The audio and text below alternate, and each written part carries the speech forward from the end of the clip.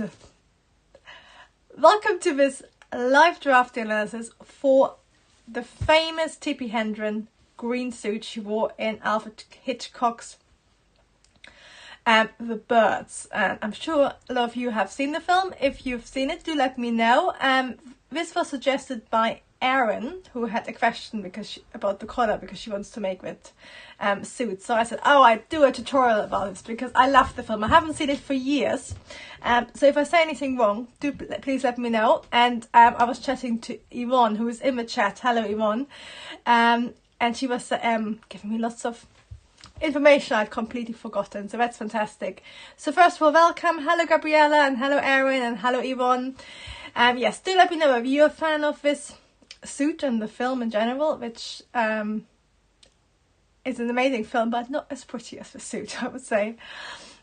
And if you haven't watched my channel before, I'm Charlotta. This is the School of Pattern Cutting. I love vintage clothing, and I'm also really passionate about helping people make pattern cut and sew their own clothes, so they can make whatever they want, whether it's a Tippi Hedren suit or contemporary clothes, but it's just to give you all the power to make whatever you want to wear and which fits you. So this is a green wool suit, and we're going to talk about fabric and construction in a little while. It was made by, designed by Edith Head for Tippi Hedren, and she made quite a lot of other costume designs. So have a look her up. She did, I think, Rear Window, and I've read that this suit was originally designed for Rear Window, and then she sort of designed it for The Birds. And apparently the colour green has lots of important meanings. There's lots of lovely blog posts about that.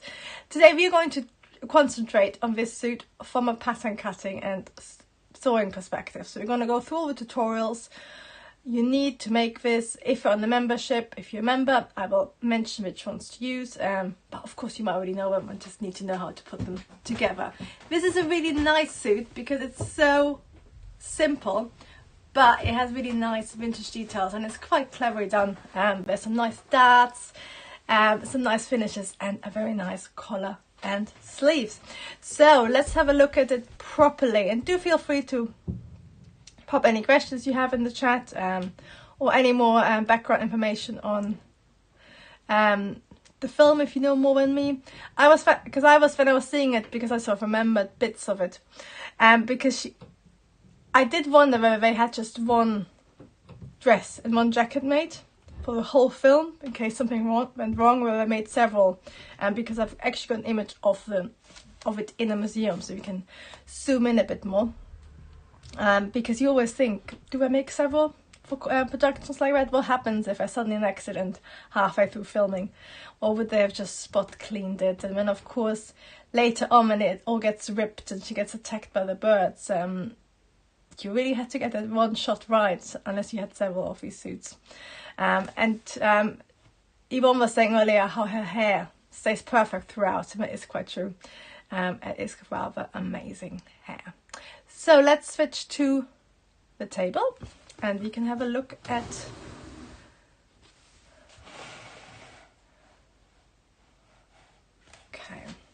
so I'm using new software to do this. It's rather exciting because I can have an image up. So before, you might have known, I always have like an old iPad. Now I can actually have different images which hopefully look clearer.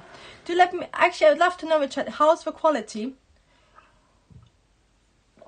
because of course I'm always dependent on the broadband working and the Wi-Fi working, but I'm hoping this one will actually be a bit easier because everything is connected by cable, so I haven't got lots of different setups. So let's have a look at the suit, which is actually not a suit as such. It's a sleeveless dress and then a jacket on top. I'm actually going to go onto the garment so we can have a look at it properly. So you can see this is actually the original garment, so it's quite nice because you can see it's actually much lighter than I thought it would be. But on this one you can really see the fabric, I think, a bit better. And I think it's either a wool flannel or wool twill. It could be either. And you can also see on this one quite clearly that the pockets are.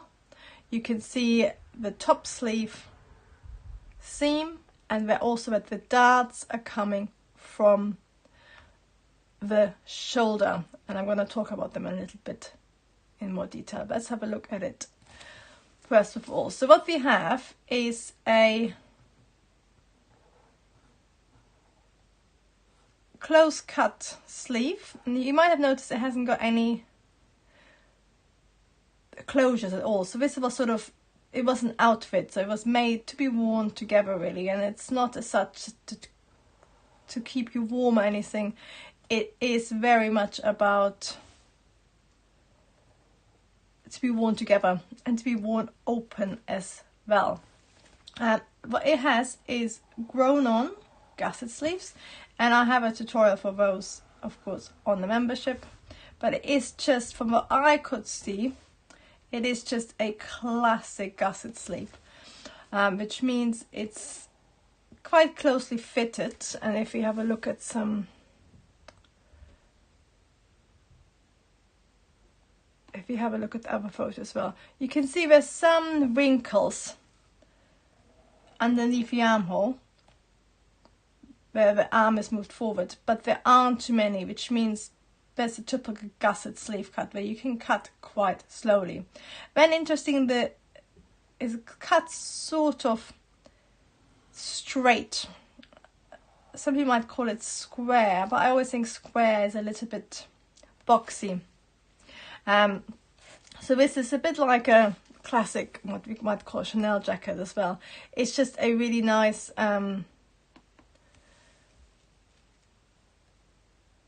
skimming jacket. So it's not too tight, it's not too loose.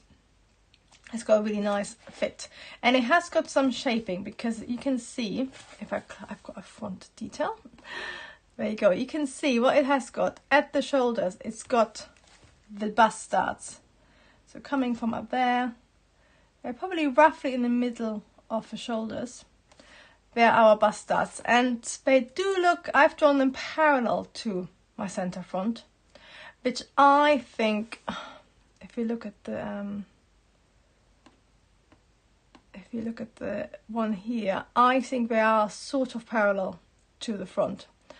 But of course you can angle them slightly if you want to as well. But that is your bust shaping, and that enables the top half of the jacket to be fitted quite well. So it's not oversized, it's nicely fitted up here, but then instead of it being fitted to the waist, you're just ignoring your waist dart and probably straightening it out a little bit. I get my blocks.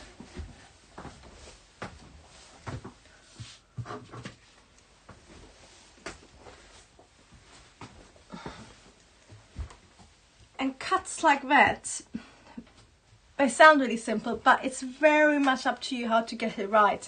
Because what we basically done is we pivoted our bust dart into a shoulder, so it's some basic dart manipulation. And then of course with waist dart you can just ignore in pattern cutting, that's optional, that just adds extra fitting. But the bust dart you have to use, otherwise you can't put the top on, because it won't fit around your bust area.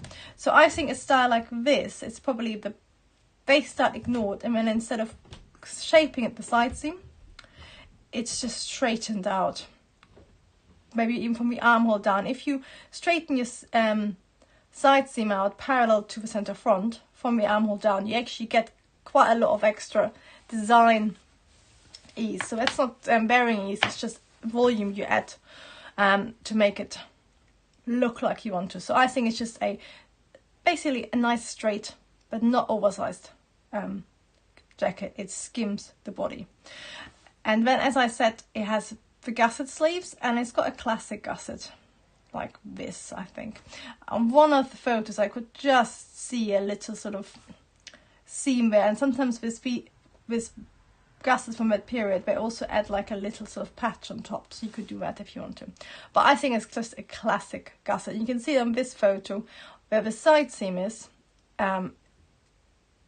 there's nothing going down the side seam. So it's not a strip gusset, it looks like it's just a classic gusset. So that's the sort of methods you would use. So we have a gusset sleeve, which allows you that really nice all-in-one look, but it's also nicely fitted. And then we've got the darts for shaping here. That's the bust, of course. And then here we've just got a straight, either a completely straight side seam or slightly straightened, because when you straighten your side seam, you might realize that's actually making it a swing coat. So that's why I said it's very much dependent on your body shape, all these sort of things. It's quite subtle. So some of you might just have to add like a centimetre or two, always at the front of back, of course, at the same time. You always have to do it to the whole body. That might be enough, but you might also have to add more. It also depends how big your bust is in comparison. So how big your bust measurement is compared to your waist measurement. There's lots of different factors. So the best thing is to make an average trowel and then just pin it out on the side seam until it fits you nicely. And what is quite interesting, what I like about this one, is that the pockets are actually hitting the hem, which is sort of quite a classic style. I'm always not 100% sure whether I like it or not. I think it works really well with here, and of course it is because of the length as well. So I think I've got it now. I was gonna see, I've seen a photo where she has her hands in her pockets and they need to be down low to fit, but it also gives you quite a nice, I quite like it, but it's sort of, normally you always want, with Chanel they're always placed, for example, in the middle or slightly higher up. On this it's sort of grounded, which works really well. And if you look at the garment photo, you can see how it's constructed as well. So I think this might actually be hand stitched. If you look very closely, you can sort of see that it's hand stitched. You can also machine stitch these. And there's an amazing Japanese manufacturing YouTube channel. I will try to remember it. Some of you might know it. It's a YouTube channel which just shows you all these couture techniques from a Japanese factory, and they do it really well. But there's basically a way where you can stitch it by machine really well. And what makes it actually easier here, of course, is that it hits the hem, so it's slightly less visible. But whatever way you do it, it looks like it's just got a really simple patch pocket, basically, no turn up, nothing, and it could be either fully lined or it just has the seam allowance on the inside, of course. So you can either steam it into shape and then stitch it on by hand, or you can use a machine sewing method. I've done it a few times. It's basically fiddly, but it does work.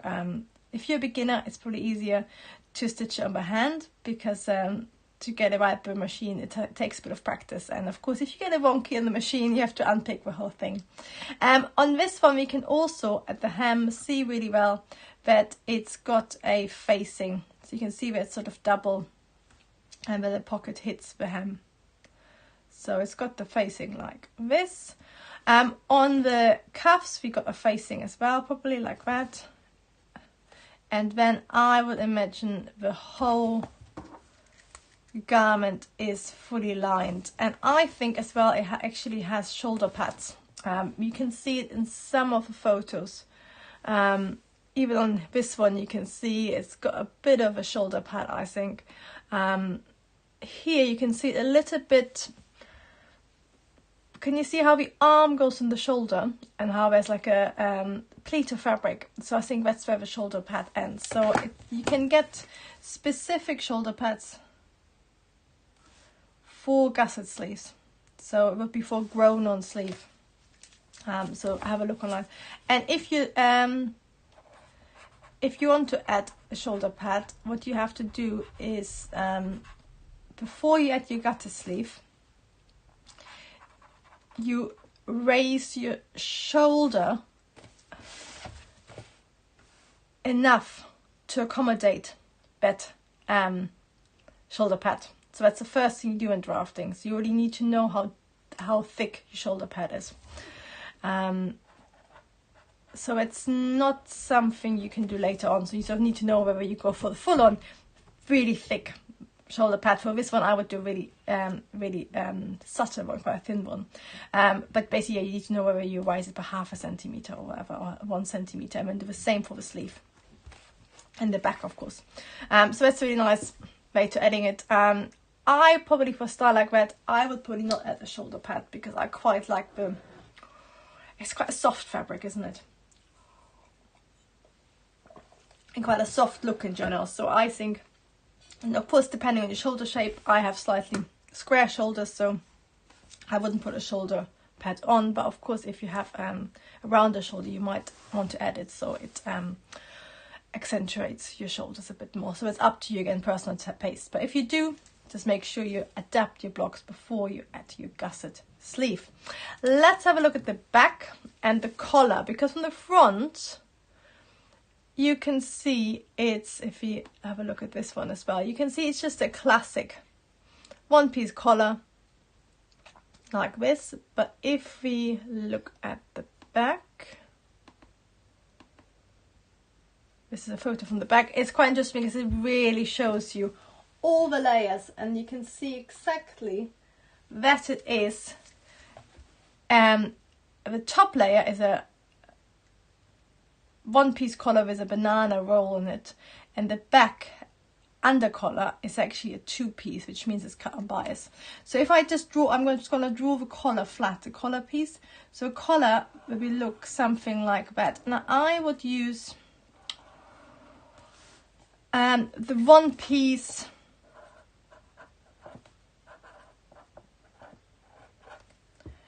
collar for that from the membership, and there's one for vintage blouses and jackets, and that's what I would do, because from the front, if you look at the garment, can you see how at the front that lays really flat? And that's a good indicator that it's a vintage version of a flat collar, which basically a shirt collar looks more like this. This one looks more like that. So it's got a slightly different curve, which gives you a different fit, depending on what you want. And if you're in the membership, I've done like an explanation how I differ. But they both, depending, it could be a curve like that, or the curve could be straight or slightly down. There's lots of different ways of doing it. But it's a one-piece collar, but then what it's got is like a banana collar. And what you can do if you're starting with one-piece collar, basically from about 2 centimeters in front of the shoulder point. So from above here, you basically, on your collar piece, you draw on a curve which becomes parallel, which is the height of your finished collar, so half your full height, roughly, a little bit less. I always like to do a centimeter less, because that way you have the roll and it's not visible. And what that enables you, first of all, is to add some more fitting. So you can, when you're putting on your 12, and you can fit this separately, so you can have lots of fitting lines on this. And of course you can also have fitting lines through the whole thing. So it basically allows you to shape the collar a bit better. But it also enables you to really reinforce just that roll part, just the little banana stand at the back. So I would fuse that, and you can see there, it's like fuse, and it's, I think we use tailoring technique. You see the top stitching. So I've probably done several layers of collar interfusing, probably some canvas as well. And then the collar itself, that allows the collar itself just to be fused with a softer interfusing. And then if you look at it, that enables you a look where it's quite soft. You know, it lays quite softly, but you still get the rise at the back, so it gives you a really nice fit. And then what they've done is basically, we've got our top collar, which is something like this. Ooh, that's a bad drawing. The center back is here. And that's interfused just once. Then of course we got our little banana insert. I was told it was called banana, and it always feels slightly wrong. It feels slightly too frivolous for pattern cutting and tailoring. Banana collar. It's always things to be yellow and fun. But yes, that's what it's called, because it's the shape of a banana. And that's on both, you have both sides. You have it both on the top collar and your under collar. And your under collar is actually cut with a center back seam. And then I think the under collar is cut on the bias, like this. But the top collar is cut on the straight. And that again, it helps with shaping basically and fitting. So you get a really nice, just flat laying top collar, but because the under collar's and bias, it's easier to fold. It molds better. And then of course you got your banana ×2 because it goes to the top and the under collar. So I hope it all makes sense. So that's our collar pieces. And let's finish off by having a look at the dress, because a part what I found, actually, if you quickly look at the back, I think the back of a jacket is super easy. So it's just really simple, but I'm going to show you what they quite often do. And for a while I worked for a Scottish French label. We're based in London as a designer, and we did a lot of sort of simple jackets like that every season, out of both like a double knit and also woven, because it had quite a strong vintage influence, which of course I loved.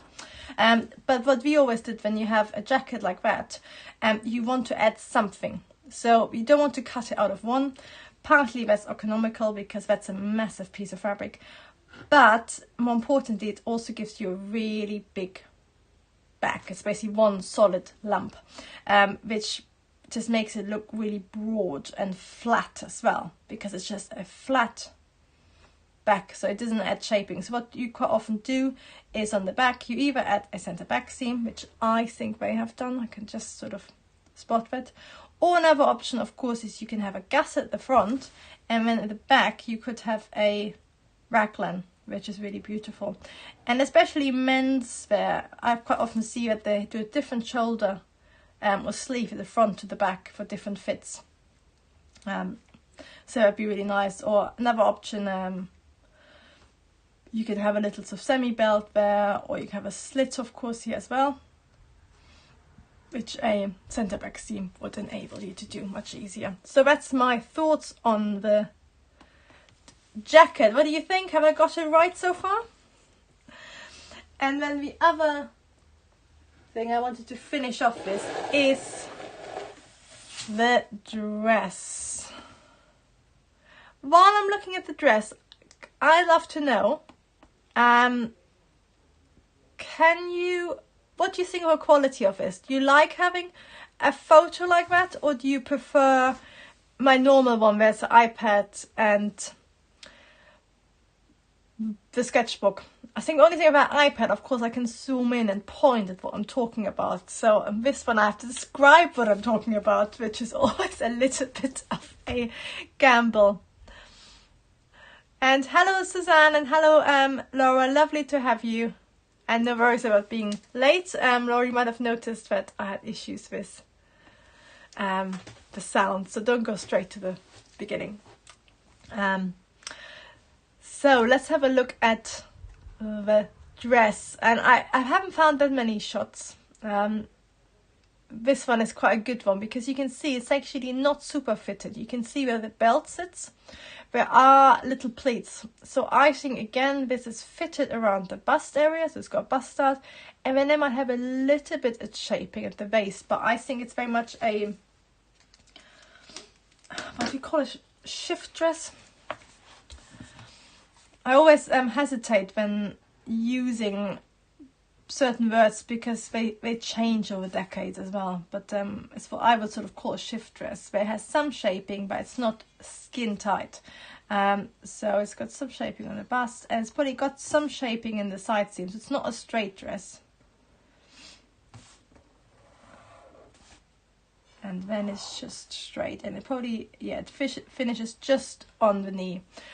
Because if you go above the knee, you can have quite a straight cut. If you go below the knee, you need to really add more volume.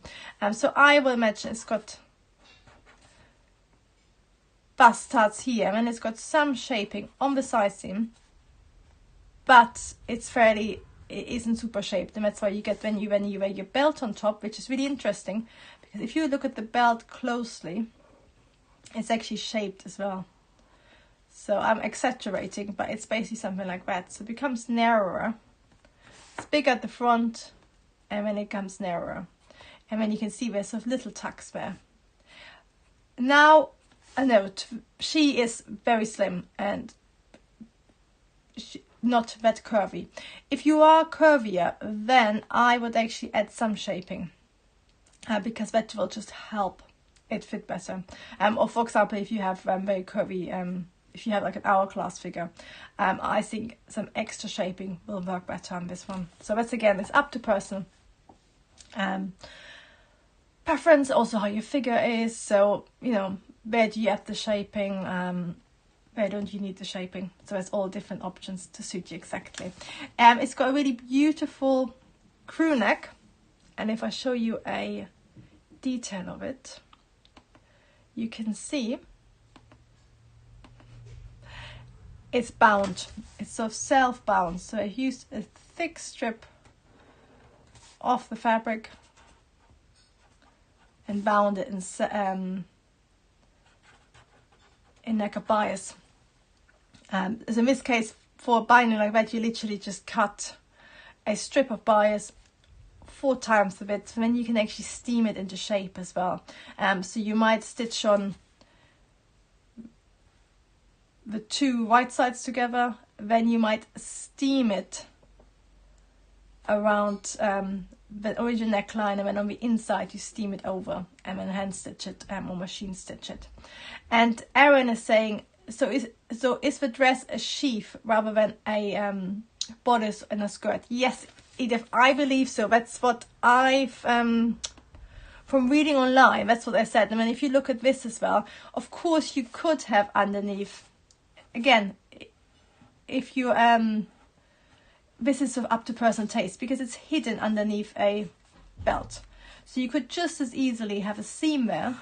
But this seam, and if you are quite curvy, and if you are going to wear this with a belt, I would actually add a waist seam, because that's going to allow you to have much better shaping, because a sheath or shift, how I call it, probably wrongly, it's really limited, because it's like one piece of fabric, so you can't do that much shaping. But if you have a seam, you can actually add little darts and stuff and make it shape much better. So the original, I think, is a 1-piece, but you can easily make it as a 2-piece. What I find quite interesting, and this might be just me, whether it's true or not, if you zoom in, can you see on here, it looks like it's got a front seam, a center front seam. So this might, I could only spot it on one, so it might actually have a center front seam going all the way down, and in a way I think it'd be quite nice, because again it sort of splits the dress in half. But that might just be me imagining a shadow, so I'm not 100% sure. Either way, you know, if you have a center front seam, it basically, again, it breaks up your body a little bit.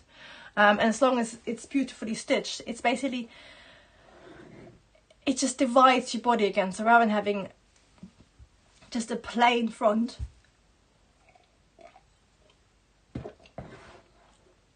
it divides your body up, which can look really nice. But apart from, it's a really simple dress, because the jacket is so interesting. And I need to maybe have a look. I wonder the armholes could be bound, of course, as well, or otherwise what you would have, I will imagine it's fully lined, because it's It's from a period, and it's also wool, which is not always the softest. So it will have facings here. Of course, here we have the binding, and then again, it will have facing here. Sorry. And then the back, which you can't see on here, but I've seen on other ones.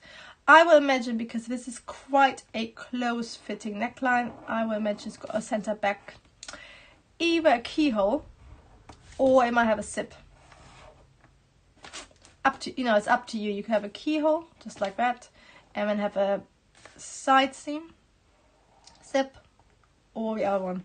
And quite often what they do with dresses like that is, it might have on the front, it might not have a seam, but often on the back you add a waist seam, just because for most of us, because most of our shaping is our bum, having a waist seam lets you put in darts of different amounts to shape around the bum area properly. So, you know, it's up to you, but you either have it as a single sheet dress again, or you can have it as a, ooh, that's badly drawn, or you can have a separate waist seam there. But what it has got, I've seen it on a different one, is a little pleat, either pleat or flap. So it's just basically open, so you can move around. That allows you to walk, and most of them, of course, like that slit is typical for fitted pencil styles like that. And you can have it as a little pleat, so this side basically goes underneath, or you can have it as a slit and then like a faced on both sides. Oh, and Erin is just saying she's got a picture showing the armholes are bound as well. So I did wonder about it. So the armholes are bound like that. And then of course it's even lined. If it's unlined, you would have worn a slip underneath, because otherwise the wool wouldn't have been comfortable. I would imagine a style like that would have been lined. And let's finish off by quickly talking about the fabrics. And it has been mentioned it is wool on the different posts I've read, and you can also see this definitely has a wool feel. And if we look at the garment fabric, you can see it's got that, it's either a wool flannel or a wool twill, but it's basically quite a soft and thin wool, so it wouldn't feel itchy or something. It's like, it might feel like nearly like a brushed cotton, but it's made out of wool. But of course that's up to you again, how you want it to be, whether you want it to be a wool flannel or a, you know, you can make it out of lots of fabrics. I think the jacket especially is so versatile that could be, you know, I would love a jacket in like a linen for summer. That'd be really nice, or a denim. But for a classic vintage look, you would go for a really nice soft wool. Or, you know, like a boucle would be beautiful as well.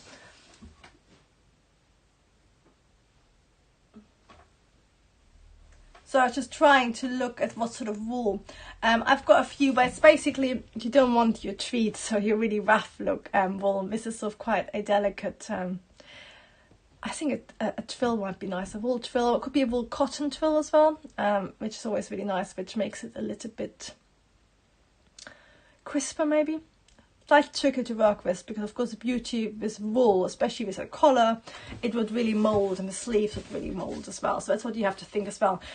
If you made this in a linen or cotton, the sleeves would be quite wrinkly, and they wouldn't mold as nicely. So if you made this sort of staff jacket for a summer style in a fabric like a linen or cotton, I would probably change it to a satin sleeve, which of course would lose part of the style but make it maybe a little bit more wearable. And Laura has just put in the comments that the Japanese YouTube channel who shows you how to make a perfect patch pocket on a sewing machine is called Atelier Maison, so Atelier House in French. And that's the one, yeah, Laura was thinking of. Have a look at them. And they do beautiful stuff. Lots of, you know, perfect finishing and construction techniques, and you can really learn. I love watching it, because with some of his techniques I've only ever told a factory how to do it. I haven't done it myself, so watching how it's done is actually really instructive for me as well, and it will make it look very easy, of course. And hello Ursula, I'm glad you like it. It is very elegant indeed, I agree with you. So this is it from me today. I hope you enjoyed this live draft analysis of Tippi Hedren's famous green suit from the birds. Looking very pristine, pre the bird attack, of course.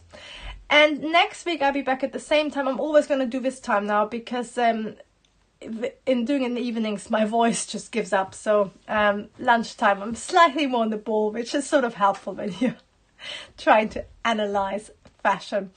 So I'll be live more or less every Thursday on YouTube at 1:30 UK time. And next week we're looking at the Golden Globes, because they've just been, and the red carpet had lots of really interesting dresses. Suzanne has already sent me a dress, but if you want to look at a specific dress, whether it's good or bad, then do just send me an email, or send me a DM on Instagram. And of course, if you're on the membership, just put it in the community, and I will make sure to look at those. And Suzanne, of course, sent me a beautiful finished design. So anything which wasn't sort of shown on the catwalk but you really like, or wasn't shown in Vogue on the main ones, do send them to me, please. And Gabriella is saying, I love your tutorial, many thanks for this. Can we please watch again? Of course, this is just gonna be on my YouTube channel. I'm gonna chop the first few minutes on. I haven't turned my microphone off. But yes, this Gabriella will just be on my YouTube channel as usual. So we're always available afterwards. But that's it for me for today. Thank you so much for joining me, and I will see you next week. Bye bye.